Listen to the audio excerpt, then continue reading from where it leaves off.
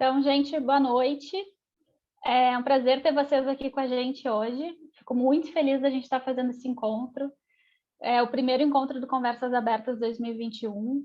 E a nossa ideia é que seja uma conversa, que a gente possa trocar ideias, que a gente possa se informar, né? Eu sou Flávia Maoli, sou presidente do Projeto Camaleão, para quem não me conhece. Vou ser mediadora hoje da nossa conversa. E vou apresentar para vocês as nossas convidadas, que eu fiz uma colinha.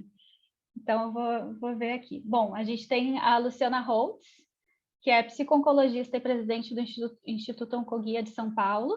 Lu, dá uma banda aí. Oi, Flávia, boa noite. Obrigada pelo convite, é um enorme prazer estar aqui com vocês.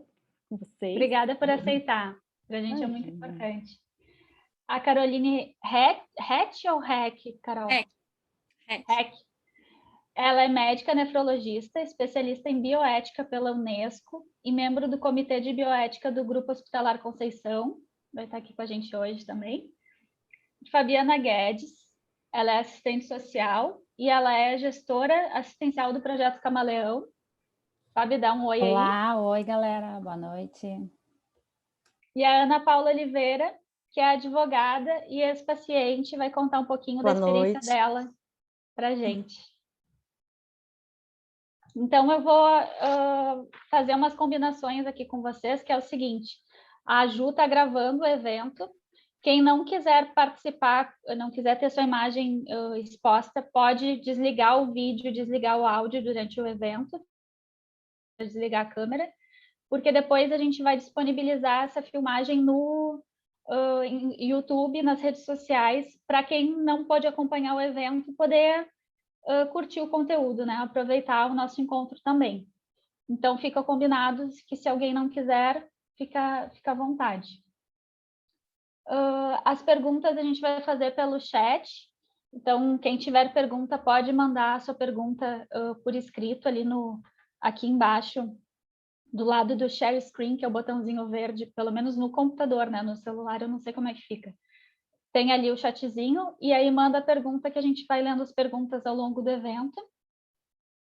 E eu queria passar para vocês, então, antes da gente começar, um videozinho do nosso Abril Branco, que a gente lançou hoje, e que tá lindo, né, Ju? A Ju vai passar para a gente aqui.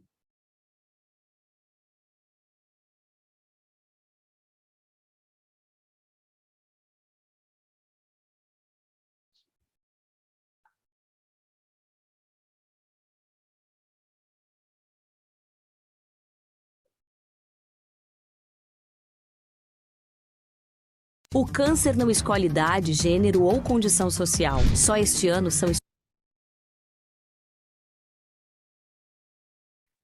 Só um pouquinho, gente, que eu acabei não deixando ele aberto. Eu vou ter que abrir ele de novo.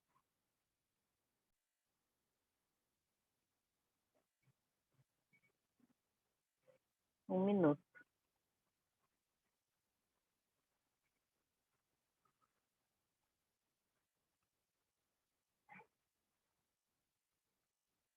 Essa coisa da tecnologia, assim, a gente treinou isso, viu? E deu tudo errado.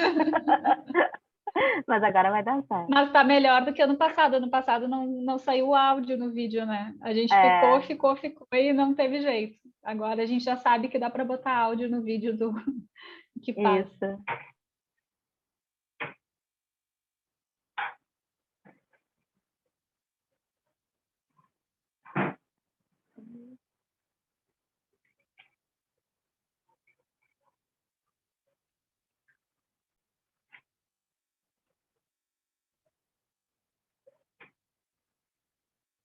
O câncer não escolhe idade, gênero ou condição social. Só este ano são esperados 620 mil novos casos da doença no Brasil. Quando falamos em câncer, estamos falando em muitos tipos e subtipos da doença. Alguns com grupos de apoio e data de conscientização, outros não. Pensando nisso, nós da ONG Projeto Camaleão criamos em 2017 a campanha Abril Branco, o câncer em todas as cores. Queremos unir todos os pacientes e cuidadores, equipes de saúde e a sociedade humanidade contra o nosso inimigo em comum, o câncer. A cor branca foi escolhida por representar a soma de todas as cores, ou seja, todos os tipos de câncer. Ninguém precisa enfrentar o câncer sozinho e o Abril Branco traz a oportunidade de união, acolhimento e pertencimento a todos que convivem com a doença e seu tratamento.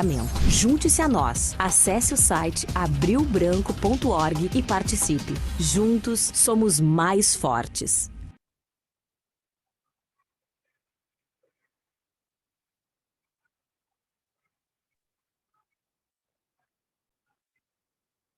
Para quem quiser ver o vídeo depois de novo, ele já está nas nossas redes sociais, a gente postou hoje.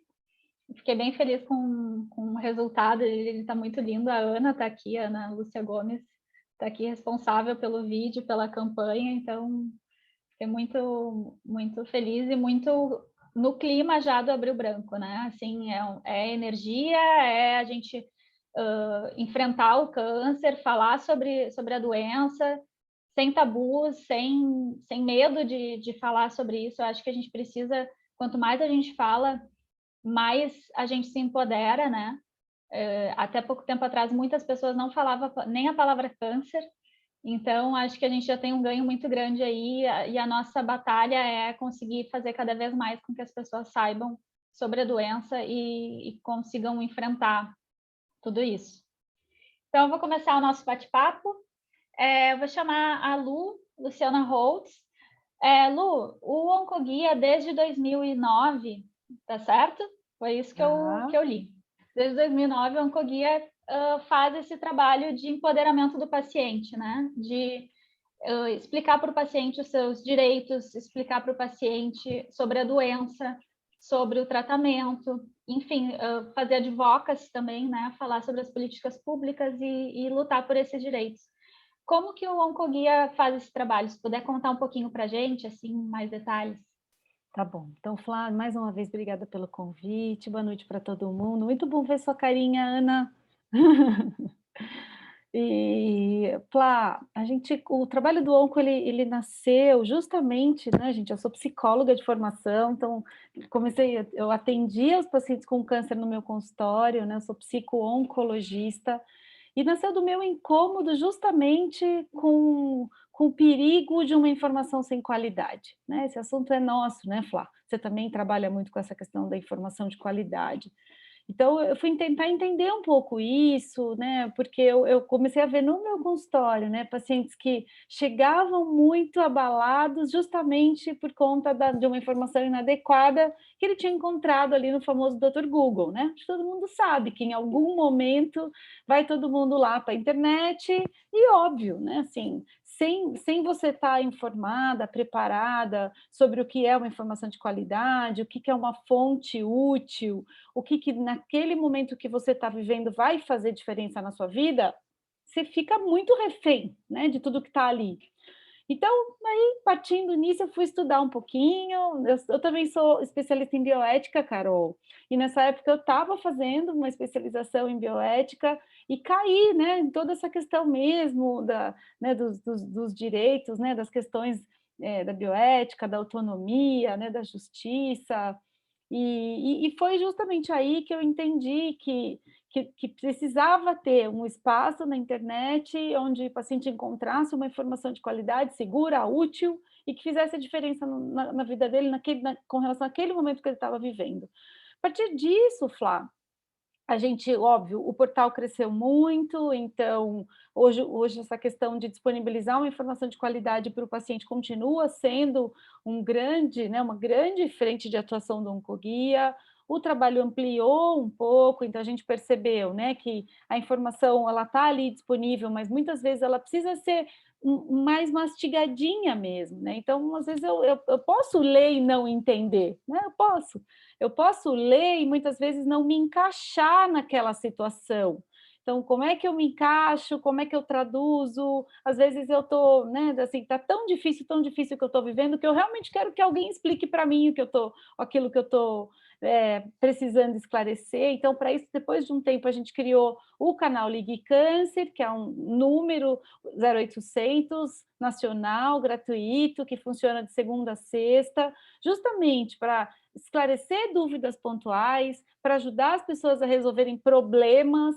Também estamos disponíveis para os pacientes ligarem e desabafarem, né? Agora, por conta da pandemia, a gente está atendendo muita dúvida de pandemia, muito impacto do tratamento, tem muito paciente agora inseguro com a vacina, toma vacina, não toma vacina, né? Então, hoje todo mundo ainda muito mexido com essa situação. E aí, Flá, as coisas do onco que eu gosto mais de falar é que as coisas acabam se retroalimentando.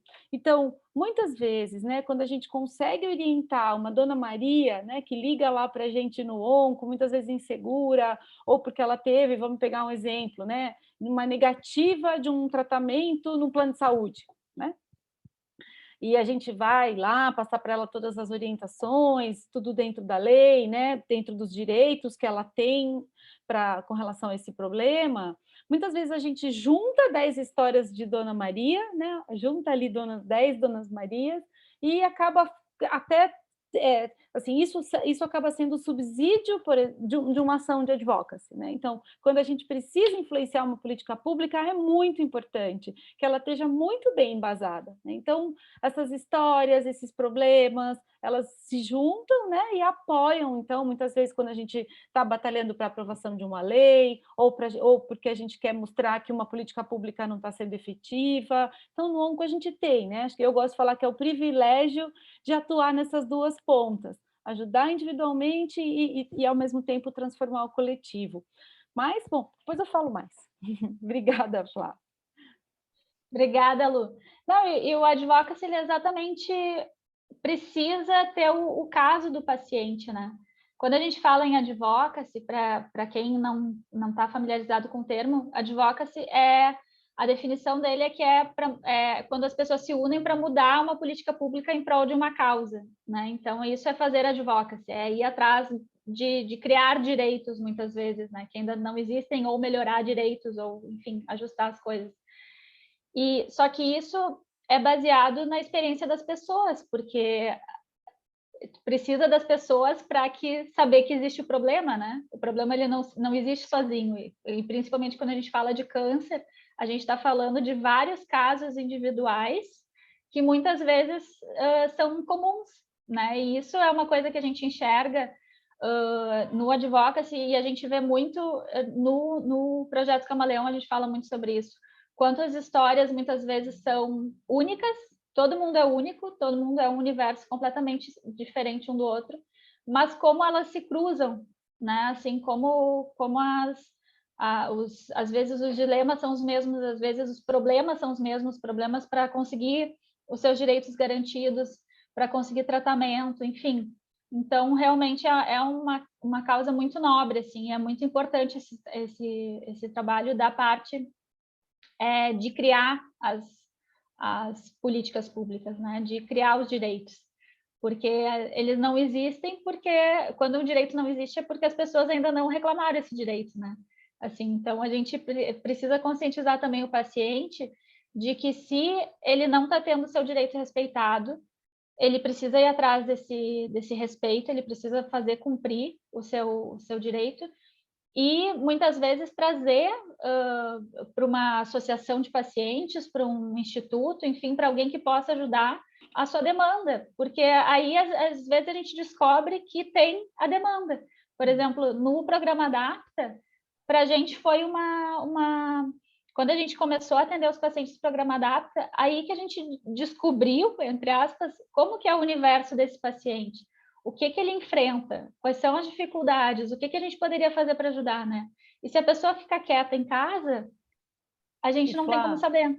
E isso que você está falando é tão importante, né? É porque, assim, são questões e problemas que vão muito além da gente simplesmente estar falando de acesso a remédio, né? Sim, a gente está falando né, de questão financeira, a gente está falando de questão emocional, a gente está falando né, assim, eu sei que tem questões ainda mais específicas de reabilitação, quando você fala do paciente de cabeça e pescoço, então, acho que você está falando, tem dois pontos aí que acho que a gente precisa falar muito, né, as pessoas entenderem que é possível, sim, mesmo diante de uma doença grave como o câncer, você assumir um papel de protagonista nisso tudo, e aí, né, cada um no seu jeitinho, cada um respeitando muito o seu limite, fala, bom, hoje eu quero ler esse pedacinho, né? Amanhã eu quero ler esse. Mas o que a gente pode afirmar faz muita diferença quando o paciente tem acesso a uma informação de qualidade. Né? A gente costuma até falar, informação de qualidade literalmente salva vidas, porque você Sim. se prepara, você se informa, você se empodera, você participa de forma mais ativa das decisões do seu tratamento, né? A gente está usando um termo não coguia, né? Você sai do automático.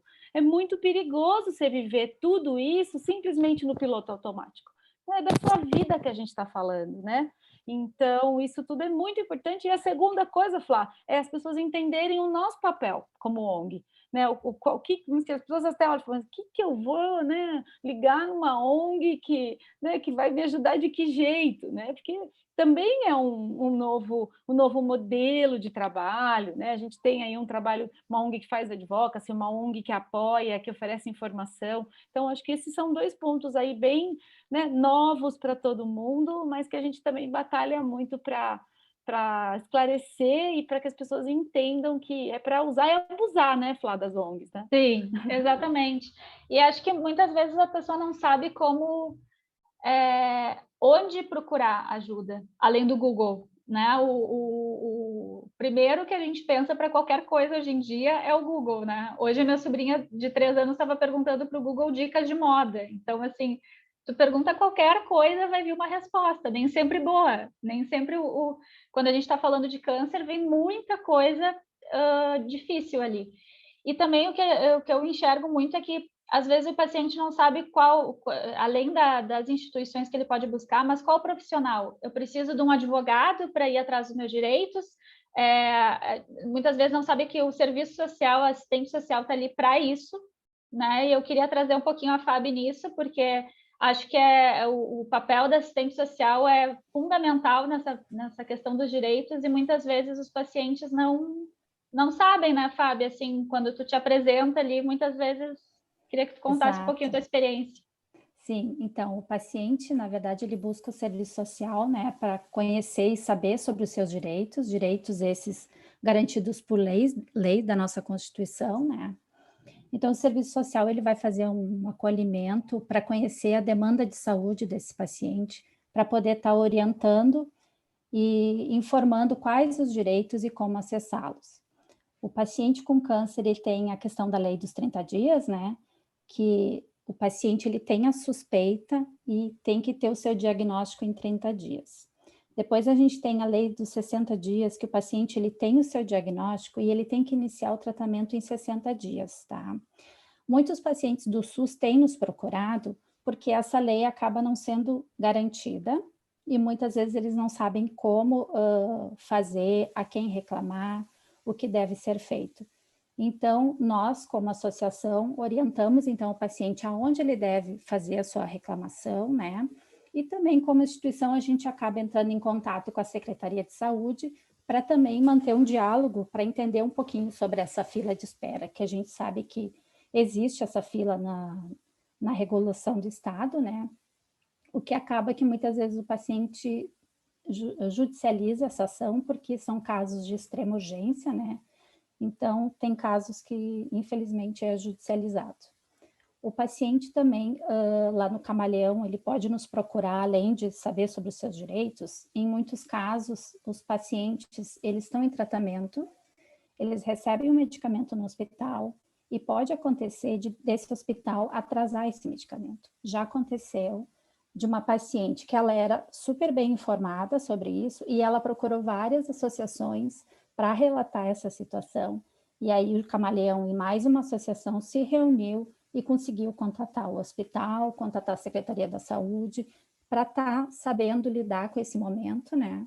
Então, tudo bem, foi resolvido em pouco tempo, acabou acontecendo novamente, e aí a gente entrou em contato. Então, são situações que o paciente pode saber que ele também pode entrar em contato com a gente, né? Tem questões também que nós não conseguimos absorver a demanda, não sabemos como orientar, então a gente acaba indicando a rede de apoio, a rede de serviço. Até essa semana a gente teve uma paciente que a gente não sabia como orientar ela ia fazer uma cirurgia, e a gente acabou indicando que entrasse em contato com o Oncoguia, que a gente sabia que lá ela receberia a informação corretamente, né?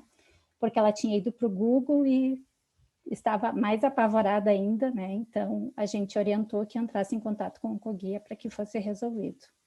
Mas essa ação é bem importante entre a rede também, né? Dos pacientes saberem que podem contar conosco, não só para orientá-los sobre os seus direitos, mas como acessá-los e também a gente lutar por eles, né? Junto com os pacientes. É que o que a gente vê também na prática é que muitas vezes o paciente nem sabe que tem o direito, né? Isso da lei dos 30 e dos 60 dias, a lei dos 30 dias ela é difícil de dizer quando que está dentro da lei, né? Porque tem a questão da suspeita do diagnóstico, o que é uma suspeita, e aí fica nesse impasse, mas a lei dos 60 dias, que é mais antiga e que, enfim, é mais menos abstrata, assim, tem menos abertura para receber o diagnóstico e começar o tratamento. Mesmo assim, a gente enxerga que tem pacientes que não conhecem. E eu acho que o primeiro passo é uma das coisas que a Lu falou ali do paciente ser ativo. Vocês usam um termo no Oncoguia, né, Lu, que é o PAR, não é? Do paciente ativo responsável. É o paciente entender que ele faz parte do tratamento dele, que ele precisa fazer parte, que é a vida dele que a gente está falando.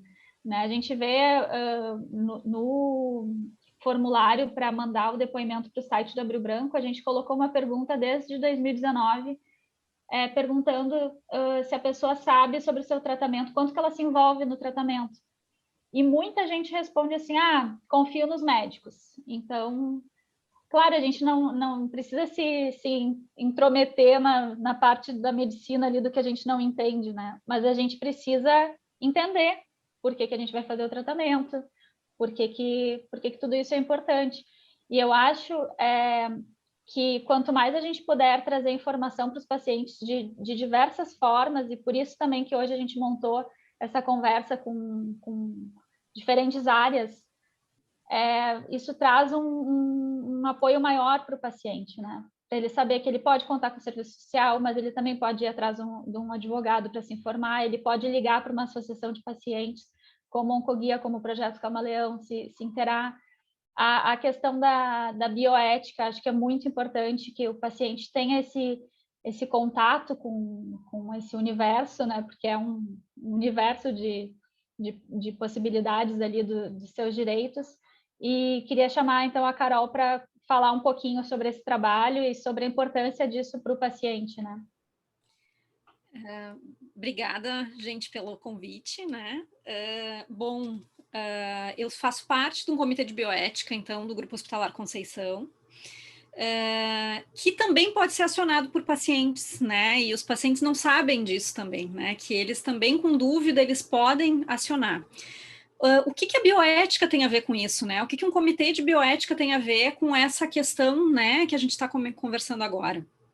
Na verdade, o nosso comitê, especificamente, ele trabalha com uma linha que é focada em direitos dos pacientes. Direitos dos pacientes dentro da relação profissional-paciente, né? Inclusive, o Oncoguia é nosso parceiro, né?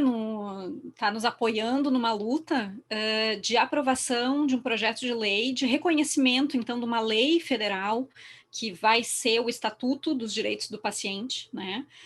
Que coloca o paciente como protagonista efetivamente nessa relação, né? Então, acho que isso que a Luciana trouxe, da importância do paciente assumir esse protagonismo e de ele ter consciência que a informação de qualidade, ela não é um favor que é prestado a ele por parte do profissional, é um direito dele, né?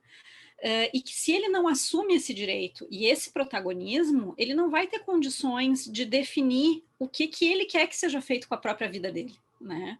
porque é isso que a gente está lutando aqui, né? Que as pessoas possam definir até o fim o que elas querem que seja feito com elas, né? E a bioética entra nessa discussão, né? A gente vai discutir muito as questões do direito à informação, que está intimamente conectado com o direito à autonomia, à autodeterminação, a definir o que eu quero que seja feito comigo, com o meu corpo, né? E que vai estar muito ligado a outros direitos que as pessoas nem sabem que têm, como, por exemplo, as diretivas antecipadas de vontade, né? Que é eu poder definir, em conjunto com o meu médico, com a equipe que me atende, com a minha família, e pensar pessoalmente quais são as minhas preferências, os meus desejos, né? O que eu quero que seja feito, né, comigo no momento que eu não puder decidir por mim mesmo, né? Então isso também é um direito, e poucos pacientes e poucos profissionais ainda conhecem, né, essas questões. Então acho que o comitê de bioética dentro das instituições, ele serve para isso, né? Basicamente para intermediar essa relação, né, quando ocorre algum grau de conflito ou quando alguma das partes necessita de algum apoio, né, para essa tomada de decisão. Mas principalmente o nosso comitê, ele trabalha nesse foco de garantir o protagonismo do paciente, de garantir esse apoio, esse suporte, né, para que ele possa tomar uma decisão fundamentada numa informação de qualidade, com base nos seus próprios valores, e que esses valores sejam levados em conta pela equipe, né? Então, quando nós, da bioética, falamos em direitos do paciente, a gente sabe que quando, numa reunião como essa, a gente sempre lembra dos direitos, né, legais, associados, né, a questões financeiras, né, ou jurídicas, mas existe também uma outra gama de direitos que envolve justamente isso, né? Agora, por exemplo, na pandemia, né, o direito à comunicação, né, que é uma questão que a gente está vendo muito fragilizada, né, nesse momento, né, de necessidade de isolamento, de pessoas ficando sozinhas nos hospitais, né? Então, é um direito, né, o paciente e a sua família ser comunicado, né? O direito a um representante do paciente, por exemplo, né, que se conecta um pouco em alguns países que já têm essa questão de direitos dos pacientes fundamentada, já com base na sua legislação, existe uma figura que é o agente do paciente, por exemplo, né, que é alguém, muitas vezes, designado pelo Estado ou pelo próprio hospital, que vai auxiliar o paciente, né, nesse caminho, né, de busca de advocacy, de todas essas questões, né. Então, a gente ainda está engatinhando no país nessa questão de direitos bioéticos, digamos assim, né, dos pacientes.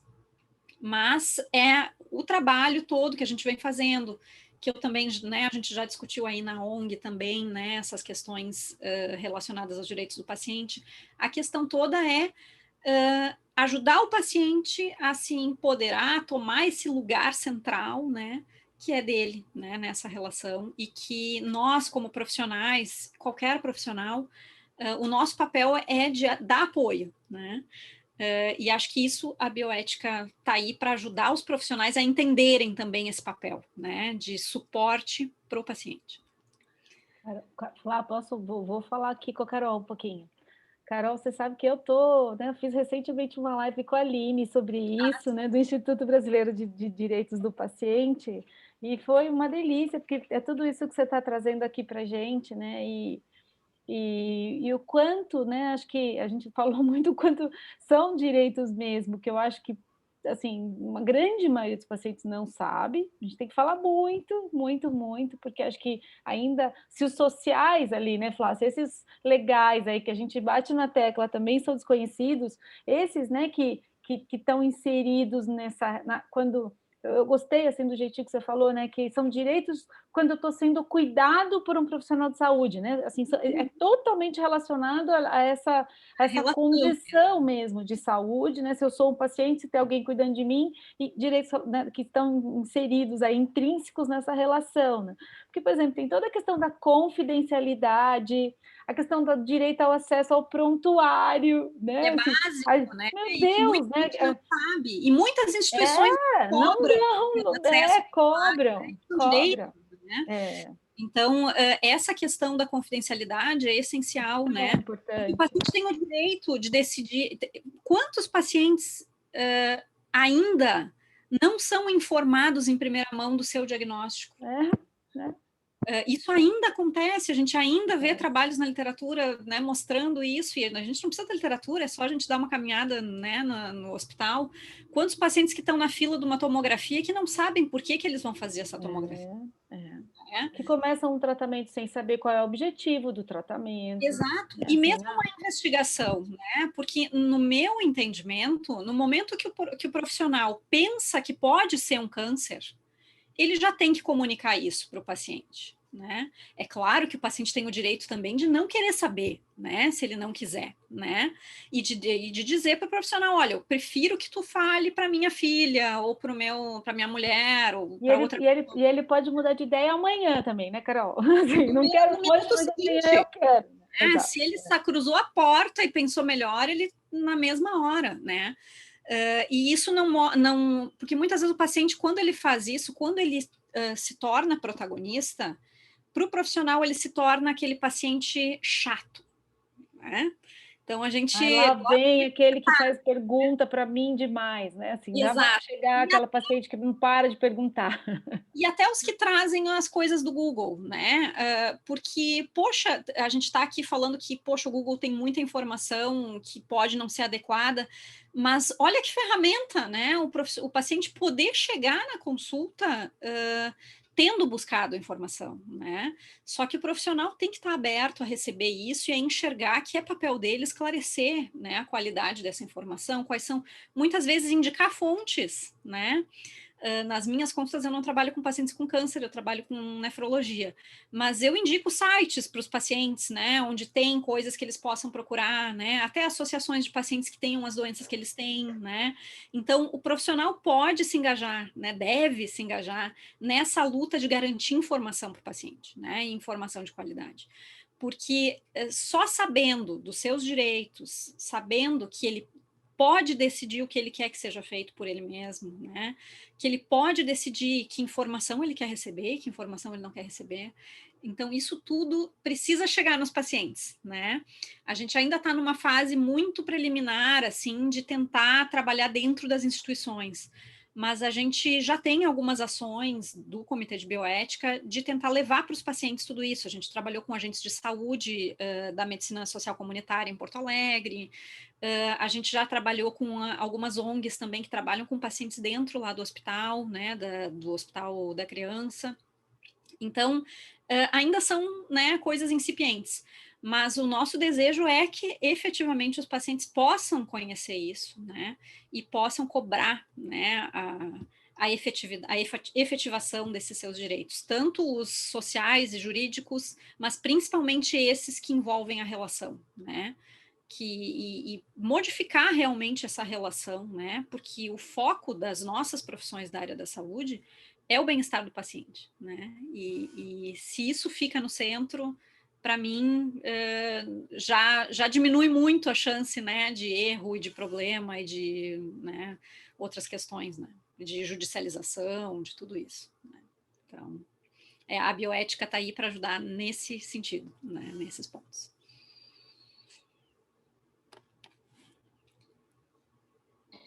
É isso do paciente buscar a informação no Google, que a gente diz não busque informação no Google, mas agora a Carol trouxe um ponto que realmente é importante. Bom, pelo menos ele buscou alguma informação, né? Ele se interessou em saber o que está acontecendo, que a gente vê muitas pessoas que uma coisa é tu não querer saber, outra coisa é tu saber pela metade, né? Assim, ouviu o que o médico falou, não entendeu muito bem, e aí tem que fazer tomografia, não sabe por quê, tem que fazer quimioterapia, não sabe por quê, e isso a gente vê é um processo, né? Porque quando a gente fala de câncer, receber o diagnóstico do câncer, naquele momento é um caos, assim, né? Tu ouvir que tu tá com câncer, é muito difícil assimilar o que está acontecendo. E aí vem aquele monte de nome difícil, vem o médico com um monte de informação, e aí já, tá aqui, se tu tiver a sorte de estar num lugar que tu tem uma quimioterapia, acesso fácil à quimioterapia, ao tratamento, já te prescreve ali o que tem que fazer, já desce no segundo andar, faz a tomografia. Então, é realmente um mundo que se abre, assim. Mas é importante... Comunicação, Flávia, eu acho que essa questão da comunicação, né, do momento da comunicação da má notícia, né, que a notícia do câncer é a má notícia por excelência, né, quando a gente fala em comunicação de má notícia, é tudo, né, dentro dessa comunicação do câncer, o profissional ainda é pouco treinado, né, para esse momento. Então, e a gente sabe que esse é um momento crucial, né? E como tu trouxe, isso não tem que ser um momento, né? Ele é um processo. Então, muitas vezes, claro, o profissional é pressionado pela urgência ou pelas próprias questões pessoais, né, de querer se livrar daquele momento, né, rapidamente, mas a gente sabe que não é num único encontro que o paciente vai entender, né, as coisas, não é num único momento que ele vai conseguir verbalizar os seus questionamentos, né, e os seus desejos. Então, isso também é uma questão que a gente precisa ainda treinar mais os profissionais, né, de que esse processo de comunicação é um processo, né, e não um momento único, isolado, que pode ser e que é potencialmente devastador, né, para a vida da pessoa e que vai mudar, inclusive, a expectativa que a pessoa tem do próprio tratamento, muitas vezes a forma como a notícia é comunicada, né. Então, acho que isso é essencial e também é um direito, né, do paciente receber toda a informação de forma empática, afetiva, né? Então, tudo isso a gente precisa ainda. Carol, até adequada para o nível de compreensão dele, né? Principalmente. Ainda tem isso, né? Então, assim, o médico ainda precisaria, né, minimamente se atentar. Será que é melhor fazer um desenhinho? Né? Será que é melhor falar, né, a gente tem pouquinho, que falar a língua do paciente, né? A gente tem que ser poliglota nesse sentido, né? Porque são várias línguas, várias compreensões, vários níveis de conhecimento. E se o paciente, com certeza ele está assustado, inseguro, mas se ele sabe disso, né, Carol, ele pode minimamente devolver para o médico e falar, não estou entendendo, doutor. Né? Assim, é direito do paciente falar, não estou entendendo, me explica melhor. Né? Assim, acho que essa é a coragem, né? Acho que esse é o nosso papel, né, Flá? É isso que a gente precisa transformar as pessoas, né? Porque a gente sempre... essa é uma frase da Aline Albuquerque, que a gente está falando aqui, é uma advogada que trabalha especificamente com direitos dos pacientes, ela coordena o Observatório de Direitos dos Pacientes, inclusive, que eu faço parte também, e que ela fala o seguinte, que a gente precisa de um novo profissional, sim, mas a gente precisa de um novo paciente. Né? Então, é nisso que a gente tem que trabalhar também, né? Que a gente consiga...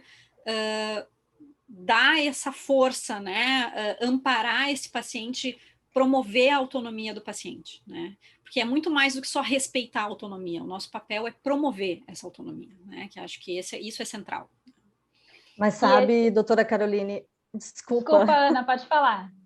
Eu vou aproveitar um pouco, né? Vou aproveitar um pouco o gancho, porque a minha grande dificuldade, eu sou advogada já há 17 anos, e o meu maior desafio foi próximo ao diagnóstico do câncer e durante o tratamento, não na obtenção de medicamentos, de radioterapia ou de quimioterapia, porque eu sou usuária de plano de saúde, mas eu tive dificuldade nessa relação médico-paciente. Eu venho de uma família com muitos diagnósticos de câncer e me surgiu um nódulo em 2014, um nódulo pequeno. Eu, na época, só frequentava ginecologista, eu não sabia que eu deveria ir ao mastologista e ao ginecologista, não é? E a minha ginecologista disse, não, Ana, vamos fazer então um exame, uma ecografia da tua mama. Eu não quero me estender muito, né, gente, também me cortem, mas eu acho que vai linkar, talvez seja interessante com o que a doutora Caroline trouxe. Disse, não, Ana, vamos fazer uma ecografia da tua mama. Ela fez a ecografia, e a técnica me disse, olha, eu acho que tu tens que fazer uma punção, porque eu vi alguma coisa ali que eu não gostei. Voltei na consulta e a minha médica disse, não, Ana, não acho que tu deva fazer uma punção. É pequeno o teu nódulo, tá tudo bem. E eu não gostei. E agora eu descobri que talvez o meu protagonismo tenha iniciado ali, mas eu ainda não sabia que esse era o protagonismo. E eu disse para ela, não, eu quero um exame, eu quero fazer a punção, porque eu não sei se a senhora se lembra, doutora, mas eu venho de uma família com muitos diagnósticos, né? Então, acho que começou aí. Agora, vocês falando, eu me lembrei dessa questão. A questão do prontuário, para mim, também foi uma novidade, por mais que eu já soubesse de alguns direitos médicos e da saúde, né? Para mim, o prontuário era do médico. E eu descobri neste caminhar, né, que o prontuário também é meu e que eu tenho direito a ele. Porque eu fiz a minha quimioterapia em um hospital e a radioterapia em outro hospital. E os sistemas não se comunicavam. E eu precisava levar essa documentação para lá. E, às vezes, os atendentes, o pessoal ali do hospital também não sabe que eu tenho direito ao prontuário e dificultam. Né? E aí eu, como advogada, fico numa situação complicada, porque eu não quero dar um carteiraço, eu quero ser respeitada como ser humano, como paciente, né? Como conhecedora dos meus direitos, mas não como uma profissional que está ali para desafiar alguém. Não é isso, né? Mas consegui ultrapassar também essa etapa. Na radioterapia, eu fiz radioterapia da mama, na minha axila, e deveria fazer a radioterapia nessa região do pescoço. Eu observei durante o tratamento que a região do meu pescoço não avermelhava. E no curso, comentei com a médica assistente, que não era a médica que me deu todo o plano de tratamento da rádio. Disse, olha, eu estou achando estranho porque a minha pele não está avermelhando. Tem algum problema aqui? Eu até contei num grupo nosso da Camaleão, isso a Ju deve lembrar. Ela abriu aquela folha assim muito rapidamente, está tudo aqui, pescoço. Aí eu vou falar nas minhas palavras, né? Aqui o pescoço, a mama, a axila, está tudo aqui. E segui o curso. No outro dia eu ainda perguntei para o técnico. Eu disse, está tudo bem comigo, tá ok. Ele não, da mesma forma, tá tudo certo. No último dia, que era para ser a minha alta, que era para eu ter a minha liberdade suposta, né? Mas que eu teria um pouco mais de relax, assim, poderia ver meu namorado, né? Aproveitar um pouco alguns momentos de descanso. Quando eu fui na consulta aí com o médico titular, ele olhou para o meu pescoço e fez uma carinha assim. E eu perguntei para ele, doutor, o senhor está vendo alguma coisa estranha no meu pescoço? O senhor não está? E ele disse, estou. Resumo, eu deveria ter feito 30 sessões de radioterapia e eu fiz 47 sessões de radioterapia. E foi muito difícil financeiramente, porque claro que o plano cobre a rádio, mas e cobre as passagens? E ele cobre a dor que eu senti por não poder relaxar naquele momento e a exposição, né, à radioterapia. Então, como advogada também, advogada e paciente, às vezes é difícil a gente saber o momento de falar, de calar, de tomar uma atitude ou não, não é? E eu conversei com o responsável pelo hospital e eu tive alguns ressarcimentos financeiros, né? Mas claro que aqueles dias expostos eu não vou ter de volta, né? Por sorte, está tudo bem. Então, eu acho que, para além do meu depoimento como advogada, eu acho que talvez seja interessante essas questões que eu passei também como paciente, né? Existe, Ana, uma discussão também que a gente vem fazendo, porque a questão da segurança do paciente tem ganhado muito destaque e tem sido um assunto muito importante, né, nos últimos tempos, assim. E isso que tu está referindo, a gente pode considerar como um evento adverso do tratamento, né? Então, tipo, foi uma questão que não, né, que deu errado no teu tratamento, né? Em alguns países existem escritórios de mediação, né? Que é mais ou menos como isso que tu está falando, assim, que tipo, poxa, e os gastos que eu tive, e os gastos emocionais, né? Possivelmente nenhum profissional se desculpou contigo pelo que aconteceu, né? Então, a gente está se trabalhando, isso é uma questão que a Aline também, a Albuquerque, vem estudando, essa questão dos escritórios de mediação, assim, né? Dessa questão da gente ter algumas instâncias para trabalhar isso, né? Assim, o ressarcimento, mas não necessariamente um ressarcimento financeiro, o ressarcimento até emocional, digamos Afetivo. assim, e passar Afetivo. uma experiência assim, né? Uhum. Em que a gente possa ter uma mesa de, né, em que a gente possa colocar um profissional e um paciente, e que o profissional possa ter, né, a sensibilidade de dizer, bah, olha, né, eu errei realmente, né, ou eu não imaginei que ia te causar esse problema, né, eu não enxerguei isso, porque muitas vezes o paciente, ele quer isso do seu profissional, né, ele quer ser visto. né? Exatamente. Ele tem um reconhecimento, né, de que ele não sabe tudo e que, na verdade, a gente não sabe tudo quando é médico, né? A gente tá como parceiro nessa relação, né? E outra coisa que tu trouxe no teu relato, a questão da técnica de enfermagem ter te dito, né? O que a gente observa? Que muitas vezes os profissionais que são mais procurados, que têm mais relação, mais próxima com o paciente, não são os profissionais médicos, né? E a gente muitas vezes esquece desses profissionais na hora de dar um treinamento, por exemplo, né? Na hora de discutir ética, bioética, direitos, né? As pessoas, os técnicos administrativos que tu buscou para ter acesso ao prontuário, né? Eles não têm essa orientação, né? E só para finalizar essa fala, porque como vocês viram eu falo muito, né? O prontuário realmente até 20 anos atrás se chamava prontuário médico, né? Uhum. Mas ainda bem, de alguns anos para cá, mais especificamente a partir do final da década de 90, ele passou a ser chamado como ele deve ser, que é prontuário do paciente. Né? Então, não existe mais nem esse termo, não se deve usar prontuário médico, né? O prontuário é do paciente, né? Do início ao fim, né? Em todas as suas escalas aí. Sabe, Carol, que eu fico pensando aqui, né? Eu vejo até, eu brinco que eu falo que as minhas melhores experiências são com a minha mãe e com meu pai, né? Então, e eu acho, assim, que a gente ainda tem uma barreira, né? Que talvez seja, assim, uma das nossas principais, que é essa questão, muitas vezes, do paciente até sair desse papel de paciente numa questão mais até de passividade, né? Porque é entender mesmo, né? O que está acontecendo ali no momento que eu estou sentadinha, né, na frente de um doutor, né? Que está ali, muitas vezes, que eu estou colocando a minha vida na mão dele. E que essa relação não pode mais ser uma relação, né, de tipo, ele é o detentor do poder e quem sou eu aqui, coitadinha, né, para ousar fazer uma pergunta, né? Assim, então, eu acho que a gente tem que começar a discutir muito, né, que relação que é essa, e que ela pode ser uma relação de parceria, né, de compartilhamento de informações. Eu não preciso saber tudo que o doutor sabe, mas eu sei de mim.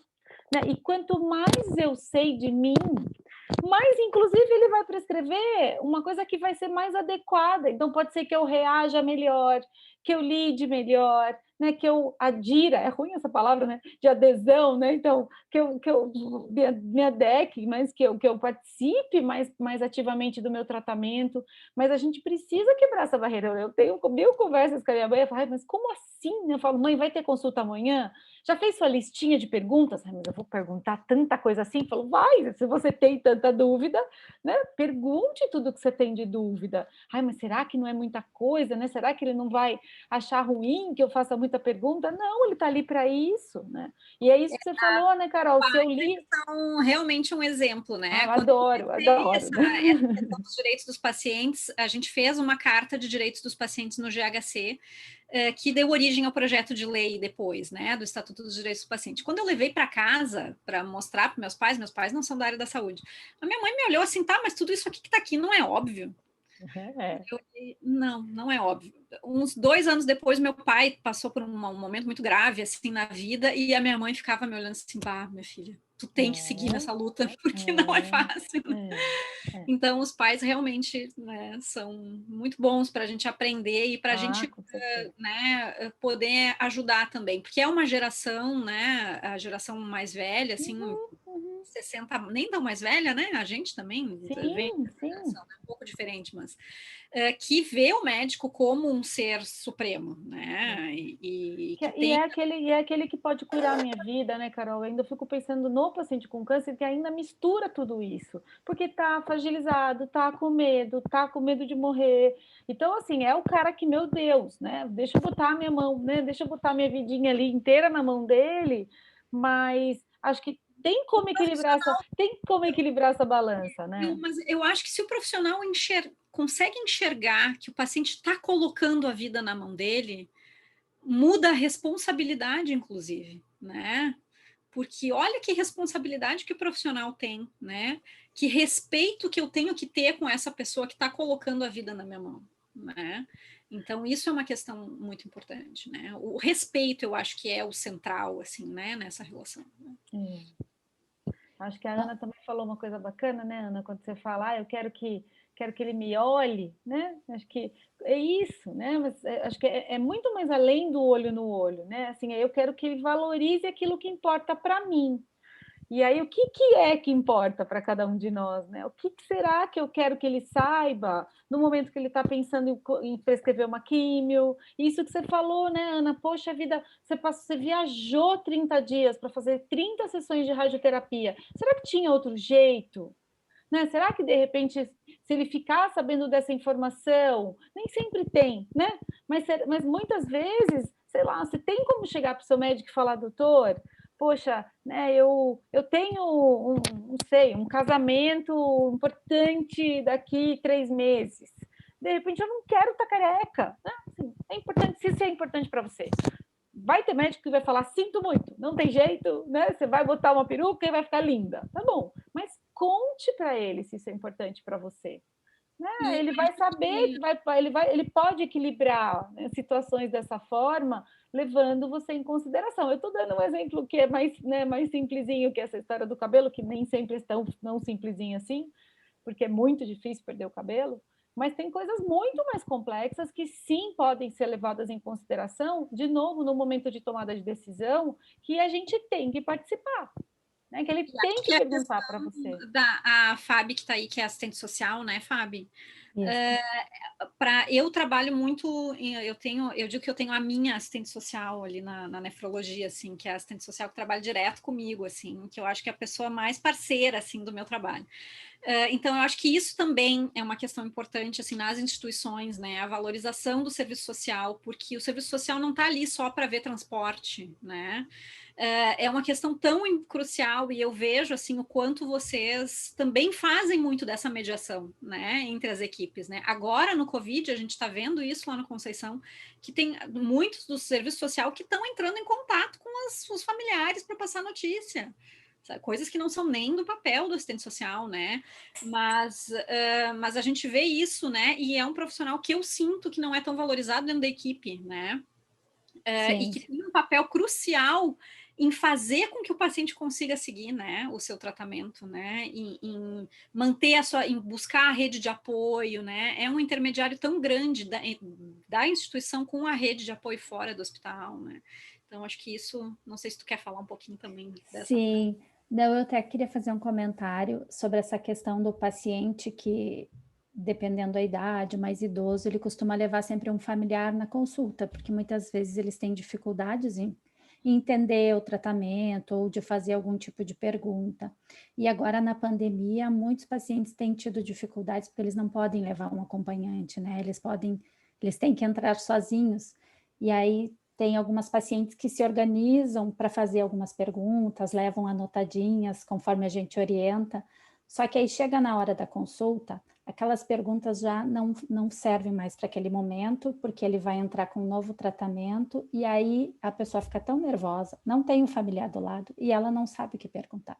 Então, ela sai daquela consulta cheia de dúvidas, mais fragilizada ainda, e aí não sabe aonde procurar, não sabe como, né, pesquisar sobre aquele tratamento. Então, agora, nessa época de pandemia, isso também surgiu bastante, né, junto aos pacientes, essa dificuldade de ter informação porque não tem um familiar junto, né? E aí o acesso do profissional de saúde, às vezes, para explicar, é bem difícil também, né? Então... E essa questão eu acho que a gente vai ter que melhorar bastante na comunicação, mas eu acho que a pandemia trouxe essa questão da gente usar os meios digitais, né? Seria um caso de repente, fazer uma videochamada com o familiar, né? Para participar da consulta, né? Talvez a gente precise orientar os pacientes nesse sentido, assim, olha, doutor, né? Espera aí que eu vou chamar o meu filho, né? Porque é um problema isso, né? E a comunicação é central. A comunicação é a base do entendimento e da maior parte dos desentendimentos, né? Então, acho que isso... E a questão do acesso também aos meios digitais ainda é muito difícil, né? Não são todos os pacientes tão pouco familiares que possuem acesso.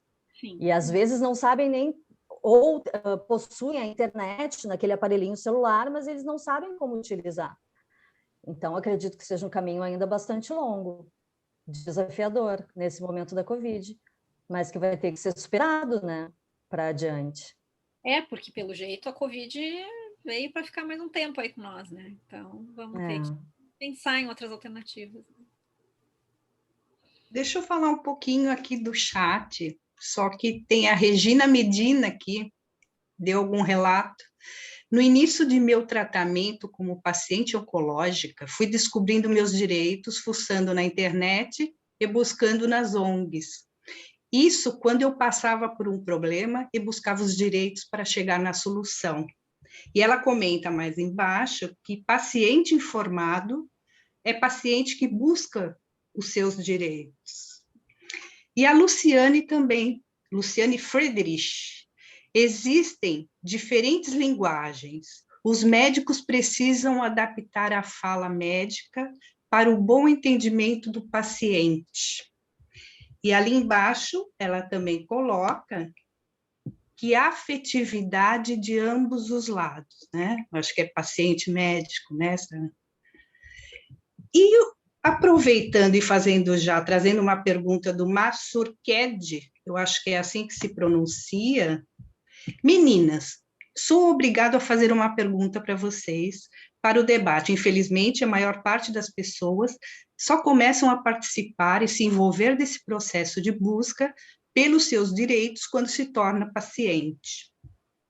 Como vocês veem e o que pode se fazer na visão de vocês para o engajamento das pessoas de forma geral e contínua, antes da necessidade de viver na pele ou na sua família a necessidade de envolvimento? Pois é um processo longo e ainda mais nessa situação da Covid hoje. Eu adoro essa sua pergunta, viu? Adoro, adoro, adoro. E acho que a gente tem que se provocar relacionado a isso o tempo inteiro, né? O tempo inteiro, porque acho que antes da gente ser paciente, a gente é cidadão, né? A gente também tem direitos e deveres como cidadão e a gente não presta atenção neles, né? Assim, quantas vezes eu tenho certeza que acho que a Ana, né? Todo mundo que é advogado aqui, assim, vai ler, né, o contrato do plano de saúde, que horas? Né? Na hora que, né, o plano negou um tratamento, na hora que já virou paciente. Então, tem coisas que não tem jeito, né? Assim, a gente tem velha história, né? Lembra mesmo em quem você votou na última eleição, né? Será que a gente lembra? Será que a gente para pensar o que esse cara está fazendo, né? O cara que eu votei, né? O que ele está fazendo, meu Deus? Será que eu vou lá cobrar dele, né, um envolvimento dele na minha causa, que os meus direitos precisam, né, ser colocados em prática? Então, nós temos, sem dúvida nenhuma, que fazer essa reflexão, sim, que não preciso virar paciente, só, né, lá na frente para conhecer meus direitos, e vale a mesma coisa, né? Quanto mais informada eu estou, mais preparada eu fico no momento que eu viro paciente e não deixo de ser cidadão, né? Então, acho que esse é um puxãozinho de orelha em todos nós. Eu acho que é importante, Lu, também colocar que, como cidadão, a gente tem o direito de participar das consultas públicas, que são abertas, né? As consultas públicas é quando precisa tomar uma decisão de se coloca um novo tratamento ou se tira um tratamento que se fazia do rol de tratamentos oferecidos. E a gente muitas vezes não participa, não se engaja, a gente vê pelos relatórios que saíram recentemente, né, mostrando o quanto as pessoas se engajam. Felizmente, está tendo mais engajamento. As pessoas estão participando mais das consultas públicas, mas ainda não é o suficiente. A gente precisa estar de olho no que está sendo feito, né? Ir atrás de saber, está tendo uma votação para o direito das pessoas com diabetes. Eu não tenho diabetes, mas eu posso ajudar, né? Quem está passando por isso. Eu não preciso ter essa dor para me engajar. Então, a gente tem tentado, ao longo do tempo, se envolver cada vez mais como instituição e trazer essa consciência para as pessoas de que a gente pode, sim, ajudar a montar as leis, a gente pode, sim, ajudar os pacientes a enfrentarem melhor a doença. Não custa nada, né? São alguns cliques, dar o seu depoimento, participar e mostrar que está sendo visto. Porque uma das coisas, a primeira vez que eu fui participar de uma consulta pública, o que mais me chamou a atenção é que eu precisei pedir ajuda para participar da consulta pública. Porque tu entra no site, e daí tem uma binha, e daí dentro da binha tem outra binha, e daí se tu não clicou no botãozinho não abre. Então, não é muito facilitado esse nosso acesso a esse direito. Mas a gente precisa, e a gente como instituição consegue, então, ajudar as pessoas a se engajarem, né? Eu acho que é muito importante.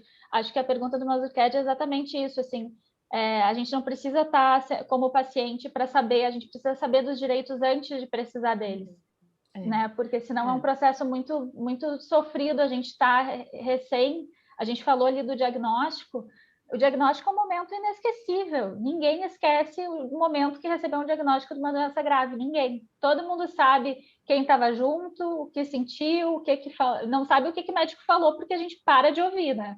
Ainda mais se for um nome difícil. Mas é muito importante, né? Ô, Flávia, vou uma pegar questão só... Desculpa, vai, Lu. Não, vai, Carol. Mas eu acho que isso também que vocês estão trazendo é a necessidade da gente produzir uma democracia participativa, né? Efetivamente participativa. E isso também, um pouco quando eu ouvi a pergunta, eu fiquei lembrando, tem uma filósofa que a Ju sabe que eu sempre cito, que é a Adela Cortina, que ela teve em Porto Alegre, aqui ela é uma filósofa espanhola, e ela teve em Porto Alegre dando uma palestra sobre um termo novo que ela cunhou, que é a aporofobia, que era o medo ao pobre, né? Assim, a pessoa despossuída. E ela trouxe que a gente precisa, então, produzir uma nova sociedade, e essa nova sociedade, ela precisa de ética. E a ética, ela tem que ser discutida não nas universidades, ela tem que ser discutida no jardim de infância, né? Então, acho que essa questão participativa, ela precisa começar no jardim de infância, né?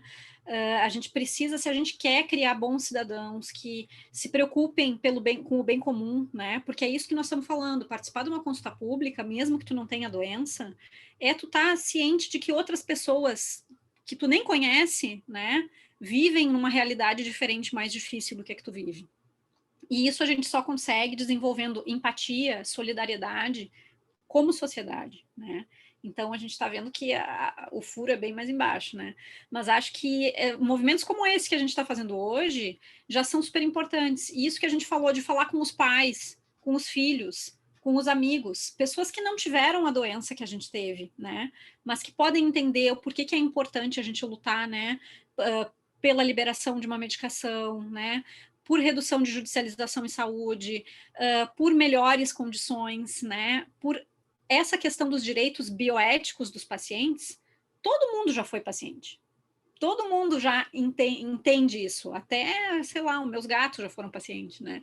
Então, todo mundo tem essa noção, né? De que a gente pode ter uma relação melhor. Né? Mas se a gente precisa se colocar também como protagonista nesse sentido, né? Na sociedade, não só na relação. Né? Não, eu acho que era nessa linha, Carol, e que, nossa, que bacana te ouvir. E acho que até a Regina perguntou aqui, olha que legal, vou falar. A Regina perguntou de como participar de consulta pública e o Mazurcad já respondeu. Então, né, tá afiado aqui. E acho que tem uma questão, né, desafiadora aí relacionada a essa participação, que eu acho que passa, sim, por consciência, né, Carol, da gente realmente crescer pensando nisso, entender que a participação social, ela tem um espaço, né, já previsto em todos os, até mesmo na lei, e a gente entender, conhecer quais são os lugares e ampliando sua resposta, né, Mazurked, assim, tem os comitês, né, assim, no nosso lugar onde a gente mora, tem o conselho do prédio, né, tem o espaço aqui onde a gente mora, tem o conselho do bairro, tem o Conselho Municipal de Saúde, tem o Conselho Estadual de Saúde, né? Tem o Conselho Nacional de Saúde, todos esses espaços, né? Assim, você tem como participar e levar a sua voz, levar a sua demanda. Esse é um exercício, né? Que a gente precisa aprender a fazer como cidadão, dar trabalho, cansa, né? Assim, você tem que aprender a ouvir a opinião do outro, né? Nem sempre vai ser possível que a sua vontade sozinha vai prevalecer, aí tem que aprender a palavrinha consenso, né, Carol? O que é chegar num consenso e entender que, de alguma forma, a sua opinião ali também está minimamente sendo valorizada. Então, acho que muita coisa mesmo para a gente...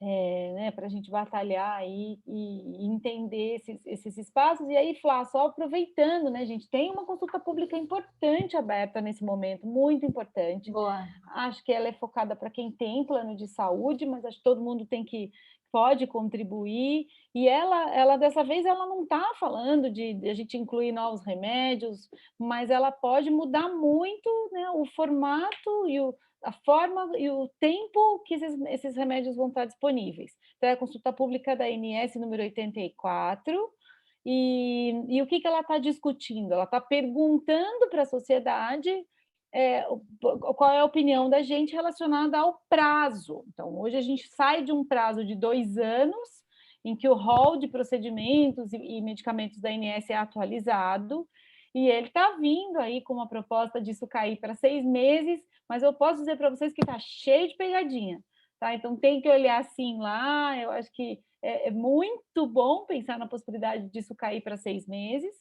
mas tem bastante coisa ali na discussão, no texto da consulta pública que vale a gente olhar com muita atenção e aí, de novo, as ONGs estão trazendo suas contribuições, dá para aprender, dá para se informar mais nos nossos sites, mas, sem dúvida, é uma consulta pública importante para todo mundo ficar de olho e participar.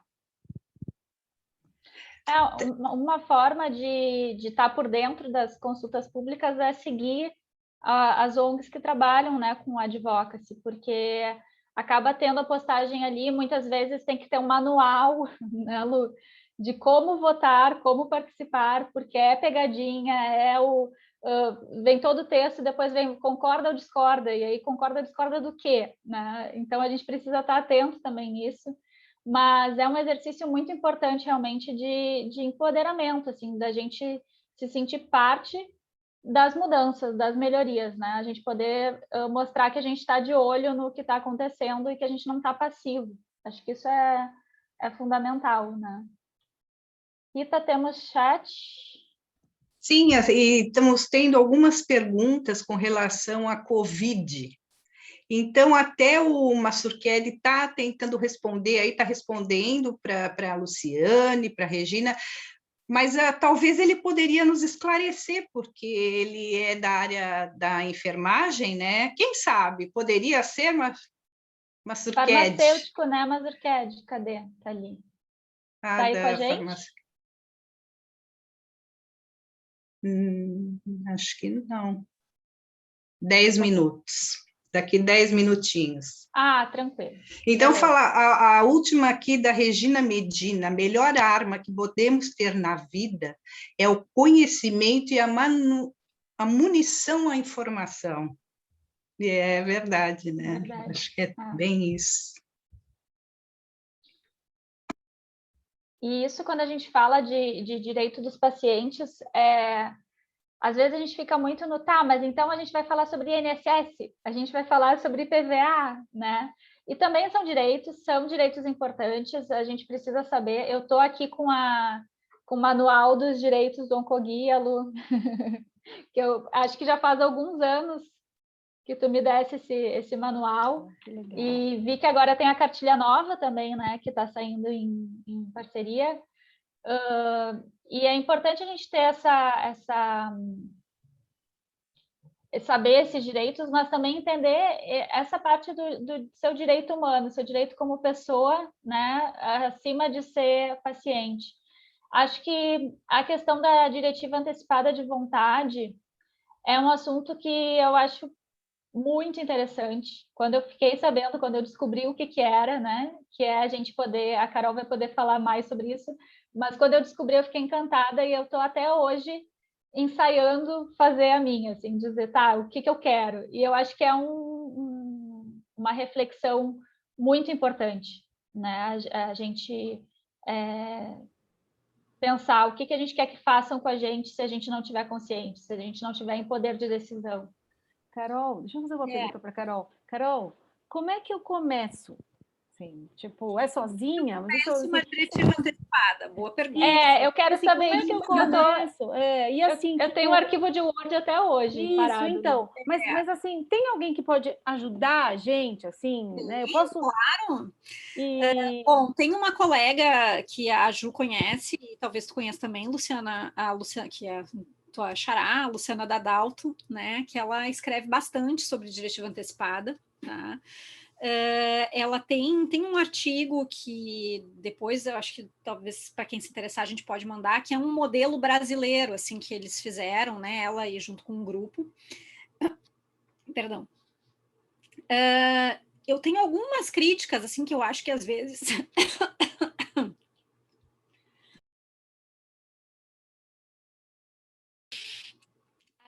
fica um pouco uma coisa meio de múltipla escolha só, sabe? Tipo, eu não quero hemodiálise, eu não quero ser entubada, eu não quero, né?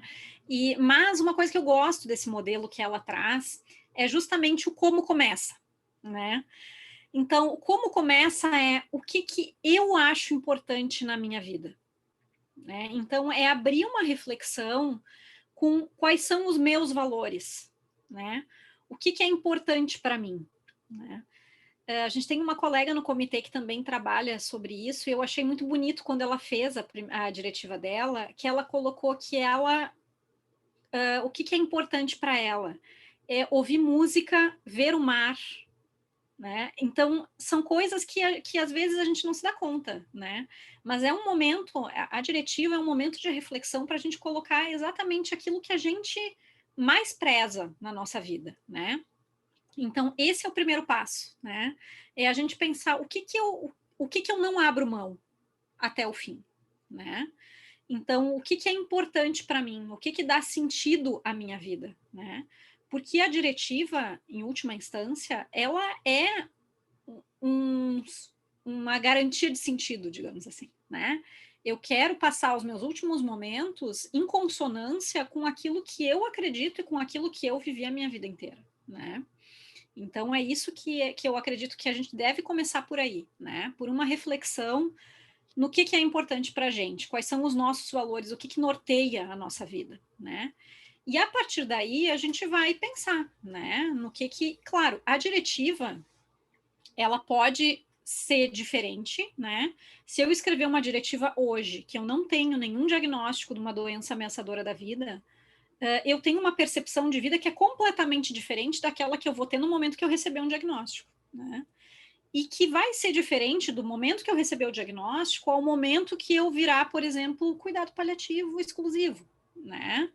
Então, as coisas mudam, porque a gente muda, né? A gente tem que estar ciente que a gente não é a mesma pessoa que a gente era antes de começar essa live, né? Então, a gente tem que estar aberto a essa mudança. Então, ela não é um pacto de sangue, ela não é escrita em pedra, né? Não está lá dentro da Arca da Aliança, assim, né? Nada disso. Ela pode ser mudada a qualquer momento, né? E isso também é importante que a gente tenha consciência disso, né? E o profissional, principalmente. Mas ela deve, então, na minha opinião, também é um processo, né? Não é algo que a gente possa fazer Isso tem uma confusão conceitual para os profissionais, né? O que eu vejo assim no hospital é que muitas vezes o paciente está evoluindo mal, né? Está entrando numa fase final, né? E aí o profissional chega, é para entubar ou não é? É para reanimar ou não é? E considera isso uma diretiva. Isso não é uma diretiva, né? Então, uma diretiva, a primeira coisa é que ela demanda reflexão. Né? Então, ela tem que ser feita quando a pessoa tem condições de refletir, de raciocinar, de pensar, né? O que ela quer que seja feito. Então, essa é a primeira coisa. Eu acredito que a gente precisa de apoio para escrever uma diretiva, né? Porque se a gente não é profissional da saúde, eu não sei qual é o impacto de uma hemodiálise na minha doença. Eu não sei qual é o impacto de eu ser entubada, né? Às vezes nem o profissional da saúde, né? Porque, tipo, eu sou nefrologista, mas eu não sei outras coisas, né? Então, é importante que a gente tenha um profissional da nossa confiança, né?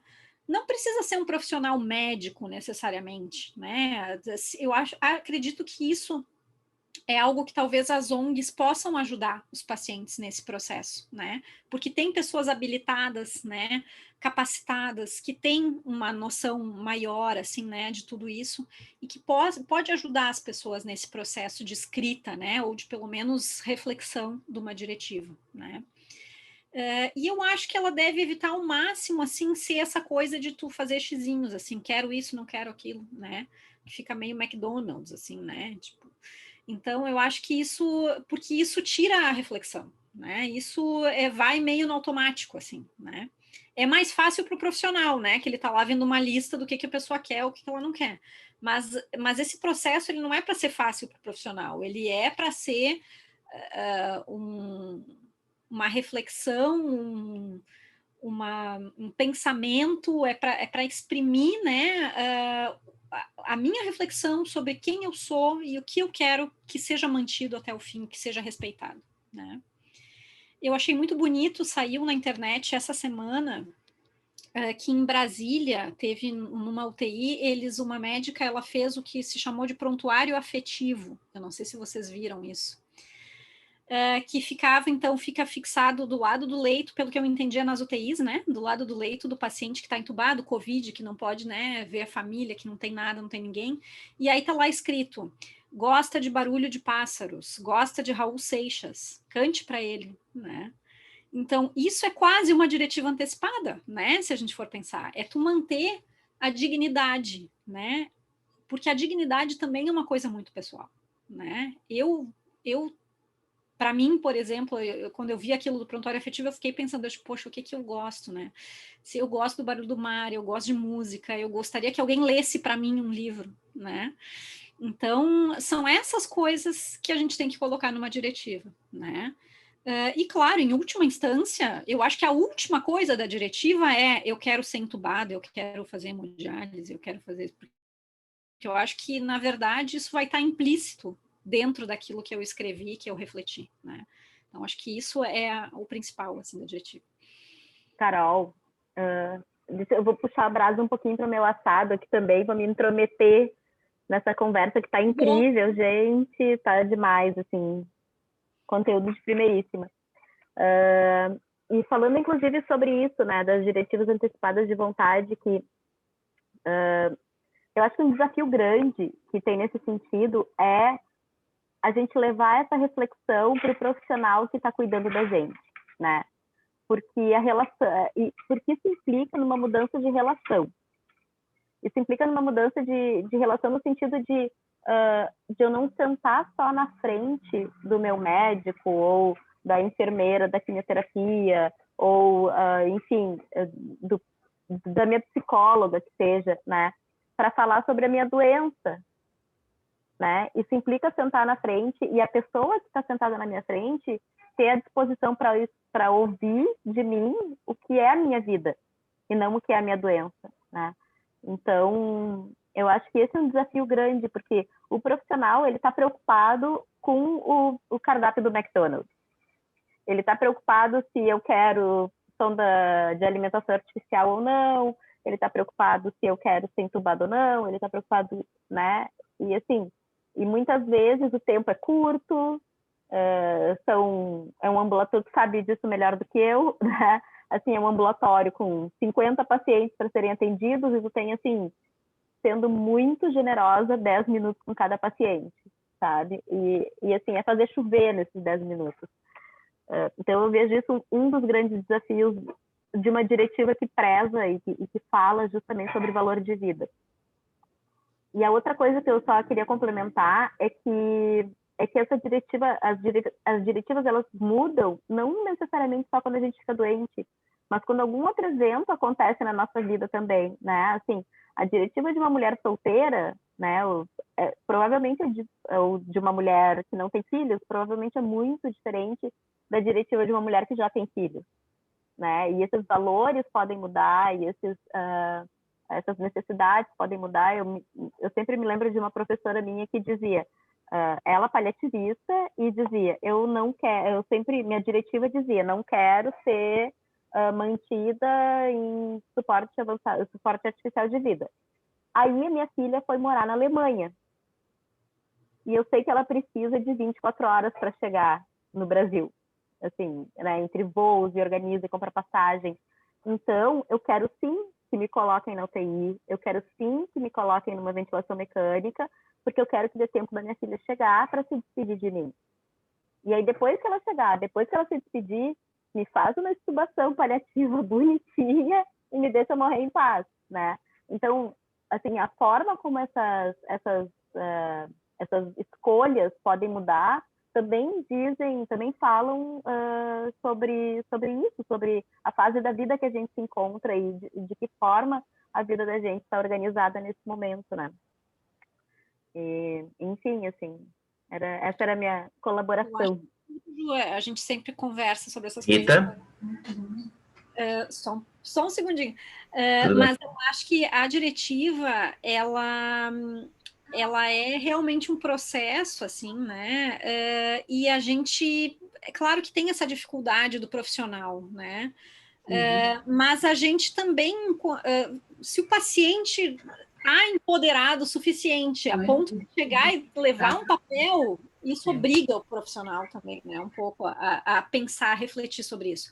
Mas o que eu acho importante também, só finalizando para deixar o colega falar depois, é que a diretiva, mais do que a importância dela ter um papel, é fazer com que a gente fale e pense sobre a nossa vida e sobre a nossa morte, né?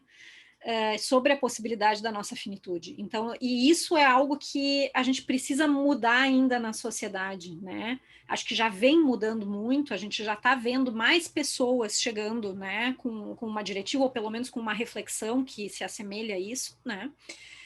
Mas acho que esse é o papel principal, assim, dessa discussão, é a gente trazer, né, por meio da sala, né, essa discussão, né? Então, acho que isso valeu. Então, agora nós vamos ouvir o Mazurchedi, Rita. Ai, que tudo difícil. Bem? Mazurchedi, tudo bom? Obrigada. Tudo bem? Boa noite, meninas, novamente. Desculpem, em alguns momentos aqui eu desliguei a câmera porque eu estava num outro GT aqui de atividades na área social e pública, mas eu tenho ouvido vocês falando desde o início, tá? E eu fiz algumas intervenções ali no chat, né? Mas vindo de trás para frente, já como a doutora Carolina está falando, né? Falar de morte é uma coisa muito difícil, mas ela é importante. E infelizmente a gente está tendo com essa situação de Covid agora, nesse momento, tendo que falar disso demais, de uma maneira não paliativa, como deveriam ser os cuidados, né? Mas dentro do processo das vacinas ali anteriormente, que eu acho que foi a Luciane que comentou uma situação do porquê que o profissional por que o paciente ou o usuário oncológico não está incluído no sistema, né? Temos algumas médicas e pessoas com mais conhecimento e experiência do que eu aqui na área de oncologia, né? Tanto pela formação, eu sou farmacêutico e toxicologista de formação, né? Mas algumas pessoas aqui têm, além da situação da formação, têm o processo do que viveram e o que vivem com outros usuários dentro das suas instituições, como a Luciana na Oncoguia, que eu acompanho o trabalho já há algum tempo, sou muito amigo do Tiago lá há anos, parceirão de algumas atividades na área de farmacoeconomia, alguns debates, e também agora está em algumas atividades em Brasília, né, muito importantes. Eu sou farmacêutico, como eu falei para vocês, de formação, e o paciente oncológico, salvo alguns cânceres mais estudados e mais prevalentes na população, como mama, ovário, etc., etc., o paciente oncológico ele tem uma particularidade porque ele é uma caixinha de surpresas, muitos dos processos oncológicos, né?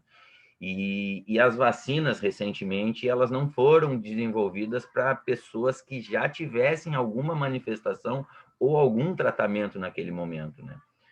A Caroline, como pessoa da área da bioética, sabe que existe todo um passo para chegarmos ao que a gente tem de vacinas hoje, que nunca antes na história das ciências foi uma evolução tão rápida. Mas por que foi uma evolução tão rápida? Tirando os projetos bélicos ao longo da história, o único projeto de desenvolvimento científico que utilizou um volume muito grande de dinheiro foi o genoma humano, que utilizou durante 10 anos em torno de 2 bilhões de dólares. Para a produção simples das vacinas que estão sendo utilizadas hoje no mundo, que são 8 ou 9, foram utilizados em 11 meses 25 bilhões de dólares. Então, nunca foi se utilizado tanto dinheiro para atividade de saúde num intervalo tão pequeno de tempo. Só que o que acontece? A gente ainda não tem uma gama de estudos para todas as particularidades das doenças que as pessoas apresentam para a situação das vacinas. E esse processo da pandemia deixou bem claro 3 técnicas de produção de vacinas de uma maneira geral. A técnica tradicional, que utiliza vírus inativados ou pedaços de vírus, que já é conhecido da história da ciência há muitos anos. Uma técnica que utiliza pedaços ou composições de DNA, que é o caso da AstraZeneca, de uma maneira geral, e outra técnica que está sendo mais estudada, que eu não posso falar para vocês, porque eu não li muito sobre ela, então não posso ter certeza. Então, o paciente oncológico, nesse primeiro momento, não pode, principalmente em tratamento, fazer uma vacina dessa, porque a gente não sabe se a vacina pode ter o seu efeito tradicional ou piorar o quadro do paciente. Eu tenho uma colega, por exemplo, de trabalho, que se ela tomar a vacina da gripe, depois de 5 anos tomando vacina da gripe, ela parou de tomar, porque ela ficava 3 semanas pior do que ela ficava quando gripada. Porque os organismos respondem de uma maneira e ela não tendo uma patologia, sendo uma pessoa jovem, inclusive com 40 e poucos anos de idade. Então, é por causa disso que, nesse momento, pacientes oncológicos não foram incluídos numa situação dessas, para terem-se uma preservação, porque a gente não tem ainda uma certeza da segurança desse imunobiológico, certo? Para os pacientes dessa maneira. Mas tem muitos oncologistas que estão recomendando aos seus pacientes. Por que eles estão recomendando? Porque eles acompanham a história do paciente ao longo de 1, 2, 3 anos e sabem em um determinado momento que pode vir um dos seus pacientes a fazerem uma aplicação de uma vacina nesse momento. Recentemente está em estudo, ainda com pouquíssimos dados publicados, de 2 clinical trials de utilização de vacinas em gestante e crianças. Um deles está sendo até executado no Brasil, que eu acho que, se não me engano, é um braço de um estudo da Janssen, da Johnson & Johnson, para vacinas para crianças e adolescentes.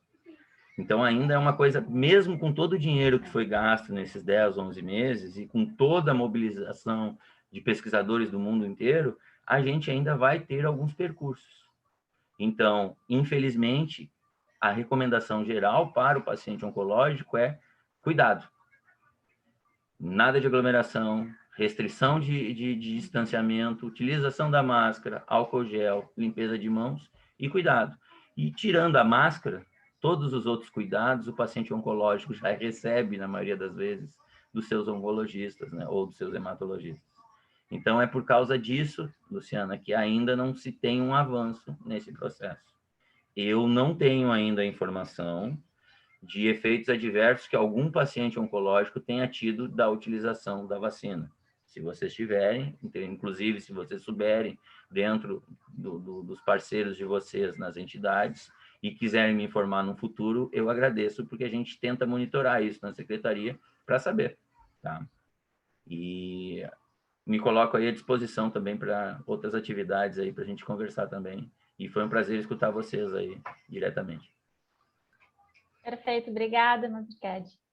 A Lu teve que sair, mandou um beijo para todo mundo, não pôde ficar até o final com a gente, mas eu estou dando uma olhadinha aqui no chat, Rita. As gurias estão falando sobre... Cadê? A Ana Paula Baltz perguntou: diretiva antecipada pode ser formulada por um testamento vital? É o mesmo nome, o nome varia, né? Tem vários nomes para a mesma coisa. Em Portugal é testamento vital, né? Se vocês forem pesquisar, eles têm até um registro nacional de testamento vital. A gente aqui não usa o testamento vital, porque a princípio o testamento ele remete a algo que eu quero que seja feito depois da minha morte, né?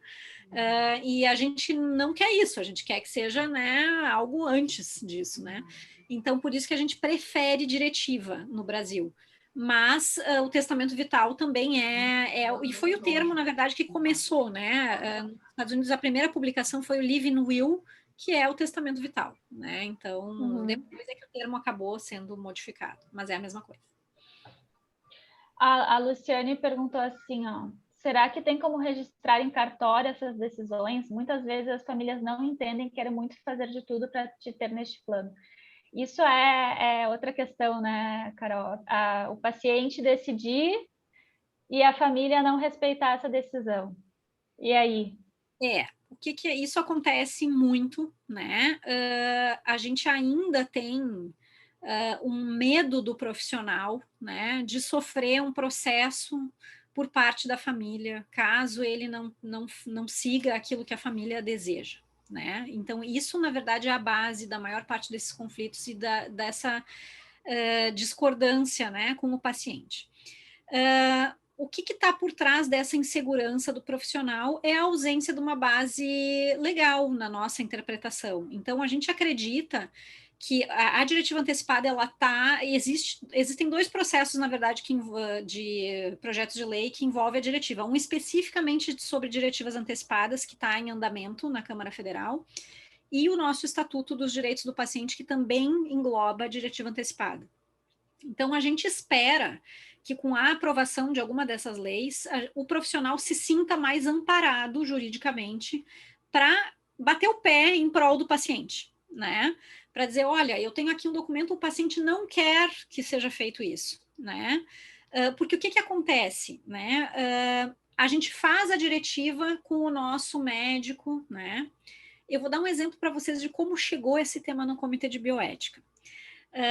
A gente tem uma colega que é farmacêutica e a avó dela era uma senhora que veio emigrada da Alemanha depois da Segunda Guerra, uma senhora bem esclarecida, e ela teve um AVC hemorrágico e foi parar no hospital, e aí se viu que ela não ia mais ter condições assim de sair do hospital, e num momento de lucidez, ela chamou o neto, que era um neto médico, para quem ela tinha dito que ela tinha escrito uma diretiva.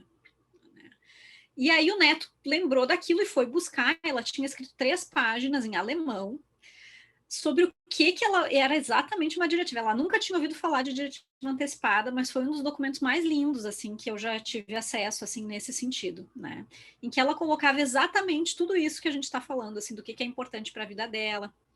E que se ela chegasse no final da vida, ela não queria ser entubada, ela não queria ter alimentação por sonda, ela não gostaria de receber antibiótico se isso prolongasse a estadia dela no hospital, ela queria morrer em casa.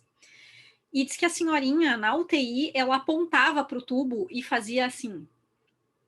E ela não foi respeitada. Mas a família queria respeitar, né? O profissional é que não se sentiu amparado para não colocar no tubo, para não botar, né, alimentação por sonda. Nos últimos dias, assim, a família estava muito incomodada, acabou buscando um colega especialista em cuidados paliativos que conseguiu, assim, que tipo, né, não, vamos tentar levá-la para casa, acabou não dando tempo, infelizmente, né?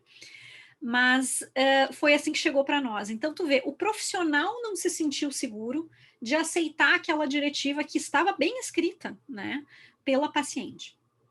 Então, outras vezes, o que acontece? O paciente fala para o familiar, fala para o seu médico assistente, mas ele tem uma piora e vai parar numa emergência, que não tem acesso a esse documento, né? E aí o paciente acaba sendo feito tudo aquilo que o paciente não deseja, né? Então, por isso que eu oriento também sempre, que o paciente leve junto com ele, né, sempre esse documento, né, e sempre que eu converso com o paciente, eu converso com a família junto, né, então a família, em geral, concorda, né, nos casos que eu tive, eu não tive nenhum caso, assim, que a família, depois de um processo longo de conversa, discussão, todo mundo estava de acordo, né, com isso. E a família conseguiu, eu tive um caso de um senhorzinho de 89 anos que no final da vida descobriu um câncer de pulmão e também era um paciente renal crônico que não queria fazer diálise e que escreveu isso e que pediu, e quando chegou na emergência, ainda bem foi para a emergência do Conceição, onde eu trabalhava, a família era muito orientada, o profissional queria chamar a nefro para fazer diálise, queria botar em ventilação e a família se negou, né, porque sabia que o paciente não queria, né, mas pode acontecer. E a gente acredita que se tiver um amparo legal, o profissional vai se sentir mais seguro de aceitar essa opinião do paciente, né? Porque ele vai poder... Eu acredito que mesmo que aconteça hoje em dia, né, se a família entrar com processo contra o profissional, se o profissional registra tudo, se isso está adequadamente descrito no prontuário, a vontade do paciente está ali... não, claro, se incomodar a gente sempre pode, mas não quer dizer que tu vá ser punido, né? Se tu seguiu os desígnios do paciente, né, expressamente colocados ali. Com relação à questão do cartório, eu não acho que tenha benefício, porque na verdade fica perdido dentro de um cartório isso, né? Ninguém vai procurar, a gente não tem acesso a isso, né? É diferente, por exemplo, desse Registro Nacional de Portugal, né? Que é um banco de diretivas antecipadas que qualquer pessoa tem acesso pela internet, então qualquer profissional vai ter acesso em qualquer hospital, em qualquer emergência, né? Então isso sim teria validade, né? De estar ali caso o paciente não tenha com ele, né? Naquele momento. Mas num cartório aleatório, assim, acho que isso não tem muito benefício, né? E até porque, mesmo estando num cartório, não quer dizer que a família vá seguir, né? Ou vá levar esse documento, ou vá, né? Não tem, né, essa... O mais importante é o diálogo, né? E é incluir a família nesse diálogo. Acho que isso é importante, né? Tem aquele caso daquela professora de Santa Catarina, que vocês devem conhecer, que foi amplamente divulgado, que ela optou por desistir dos tratamentos, né, por ser mantida apenas, né, com cuidado paliativo exclusivo, sem quimioterapia, sem outros tratamentos. E é bem bonito o vídeo ali, porque aquilo é praticamente uma diretiva antecipada, né? E ela coloca que o filho, a nora, todos estavam cientes, né? E entendiam o porquê que ela estava fazendo isso, né? Então, acho que isso é o mais importante, né? A gente mostrar para a família o porquê que esse paciente está fazendo isso, né? E, em geral, quando a gente tem essa visão afetiva e empática, é claro que existem famílias e famílias, né? Todo mundo aqui tem a sua família e sabe que não é coisa mais fácil da face da Terra, né? Mas, em geral, quando existe esse afeto genuíno, né, entre os familiares, a gente consegue trabalhar isso, né, com toda a família. Né? Isso é factível. Dá trabalho, não dá para fazer numa consulta de 10 minutos, não dá, né? Mas é muito gratificante também para o profissional, né? Quando a gente consegue fazer isso, né? E enxergar que tu conseguiu manter um respeito por aquela pessoa, pelo que era essencial para aquela pessoa até o final, né? Isso, e para a família também é uma coisa bem gratificante também. Tá? Então, isso para o profissional, eu posso dizer por mim, e para a família também, pelas famílias que eu acompanhei, sempre foi, as experiências que eu tive foram sempre 100% muito boas, né? Nesse sentido. Eu acho que tudo isso passa como tu falou, pelo diálogo, né? E antes do diálogo, pela nossa reflexão do que é a nossa vida, do que a gente quer, quais são os nossos limites. A gente está falando de câncer, então a gente enfrenta uma doença que muitas vezes a gente não ela é imprevisível de muitas formas, pode ser imprevisível de muitas formas, então tem que pensar nesses cenários. Muitas vezes a gente foge desse assunto, a gente não quer falar sobre a pior hipótese, a gente quer pensar positivo, pensar que vai dar tudo certo. E, claro, a gente tem que torcer para que dê tudo certo, né? A gente tem que ter a energia de que as coisas vão ser boas. Mas a gente precisa saber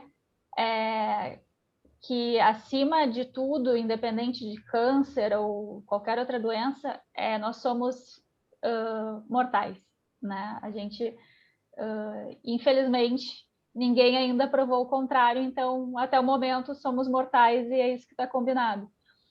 E a gente vê que muitas vezes é difícil trazer essa reflexão, falar sobre isso, né? A Rita tem experiência com os grupos no Camaleão, como é importante ter esse espaço de troca, de fala, né? De reflexão sobre o que é a sua vida, o que eu quero fazer. Enfim, eu acho que esse é o direito máximo do paciente, assim, eu acho que esse é o resumo, se a gente puder fazer um resumo do que tudo que a gente conversou hoje, a primeira coisa é o que eu quero, né? Porque a partir do que eu quero, a gente começa a trilhar o caminho de, bom, quero meus direitos sociais, mas também quero meus direitos ao meu prontuário, quero meu direito de decisão de escolha no tratamento, de negar um tratamento, de não saber sobre o meu tratamento, eu quero, mas a gente precisa realmente ter a reflexão, porque senão a gente fica na ignorância de fazer, como a Lu falou antes, sair do automático, né? E eu falo isso por mim, assim, eu tive 2 diagnósticos de câncer, tive linfoma e depois tive a recidiva do linfoma, e no primeiro diagnóstico eu fui completamente no automático. O médico me disse que era linfoma, eu nem li o laudo, nem fui atrás de saber que tipo, subtipo, para mim tanto fazia. Tem que fazer químio, eu fiz químio, tem que fazer rádio, tem que fazer rádio. Fiz. Não pensei. Fui completamente no que estavam me mandando fazer. Quando eu descobri a recidiva, aí que eu falei, não, peraí. Não é assim, porque daí eu ia ter que fazer um transplante de medula e eu tinha medo de fazer o transplante, eu sabia que era um procedimento mais, na minha cabeça, pelo menos, mais complicado do que fazer uma químio, né, em função do tratamento como um todo. E aí sim que eu fui refletir, fui parar, fincar o pé e dizer isso eu quero, isso eu não quero. Então, gostaria e acho que um dos trabalhos do Camaleão é ajudar os pacientes a ter essa reflexão o quanto antes, né? Assim, começar a pensar sobre si antes que precise tomar uma decisão ali de intuba ou não intuba. A gente precisa ter essa reflexão quando a gente está bem, né? Quando a gente está podendo pensar sobre o todo e não só sobre a doença. Não sei se mais alguém quer colocar mais alguma... Flavinha, tem aqui no chat que a Luciane falou, que eu acredito que é da diretiva antecipada, que é bem parecido com a função de doação de órgãos. Não sei se alguém pode falar alguma coisa sobre isso. Essa questão da família, né, é muito semelhante, especialmente quando a gente obriga a família a fazer uma decisão dessas, intuba, não intuba, né? Se a gente não discutiu doação de órgãos antes, né, a gente coloca na família essa decisão, né, doa ou não doa, né? Então, certamente a mesma questão, né? E também a gente pode incluir isso nas diretivas, né? Eu gostaria de ser um doador, né? Ou não gostaria, né? Então, isso é importante, né? E a discussão com a família sempre é essencial, né? Sem dúvida. Importante achar esse espaço, né, Carol, para trazer o assunto, para conversar com calma e realmente, assim, a gente pensar no direito do paciente como um todo, né? O direito como pessoa, na verdade, direito humano da pessoa diante de uma doença ameaçadora da vida. A gente sempre coloca que direitos dos pacientes são direitos humanos, né? E, inclusive, é um braço, né, dos direitos humanos. Então, não tem como a gente dissociar. Então, quando a gente diz que algo é um direito humano, é um direito de todos, indissociável da pessoa humana, né? Então, só porque a gente é ser humano, a gente tem esse direito, né? Então, todos nós temos, não é porque eu tenho câncer ou hipertensão ou diabetes, né? Todos nós temos esses direitos, né? Não é porque eu tenho uma doença mais grave ou menos grave que o profissional que me atende deve dedicar mais ou menos tempo para entender as minhas angústias, né? Então, tudo isso são direitos da gente, né? E isso a gente tem que lutar por eles, né? Porque todos somos pacientes, Sim. né? E a gente teve a sorte de até o momento não ser, que eu acho bem difícil, um dia a gente vai ser, né? Se a gente tiver sorte, a gente vai ser, porque se a gente viver longamente, a gente vai ter alguma doença, vai se cruzar, né, com algum profissional no meio do caminho. Então, Sim. Nós estamos quase assim, meio que no final, mas nós vamos aproveitar essa lição aqui, essa aula maravilhosa que vocês estão dando aqui. A Luciane perguntou, doutora Carol, nós, com diagnóstico de câncer, podemos ser doadores? E completando, a Laura também perguntou, aproveita o assunto, para perguntar se um paciente oncológico pós-tratamento pode doar órgãos, sangue. A minha onco já falou que não pode. isso é muito individual, né? Porque vai depender do estágio da doença, né, que eu tenho, né? Se é um tumor localizado e que eu fui curada, não tem porquê. Se eu tive um tumor de mama e eu fui curada, não tem porquê eu não poder ser doadora de coração ou de rins, se a minha químio não deixou nenhuma sequela, se os rins e os de coração funcionam bem, está tudo bem, né? Mas isso tudo são coisas individuais, né? A gente tem que ver daí, cada um é uma questão, né? Com relação à doação de sangue, eu não sei te dizer. Realmente não é da minha expertise, né? O que eu soube pela última vez dessa situação das doações é que qualquer paciente, eu fiquei surpresa quando eu soube disso, qualquer paciente com tumor sólido, que seja qualquer tipo de tumor, exceto pele não melanoma, que não tem risco de metastatizar, não pode mais ser doador de órgãos, independente do tempo de doença. É uma loucura isso. Pois é, né? Nem sangue, nem órgão. E pode doar córnea, porque daí não é vascularizado. Né? Córnea, né? Córnea qualquer um. Isso. E pode ser doador, né? Pode doar córnea, mas tumor hematológico parece que não tem problema. Mas tumor sólido, exceto pele não melanoma. Essas coisas vão variando, né? E é individualizado, né? Definitivamente. Isso não tem uma... A informação que eu tenho do meu caso é que por eu ter feito transplante de medula, eu não posso doar nem sangue nem órgão.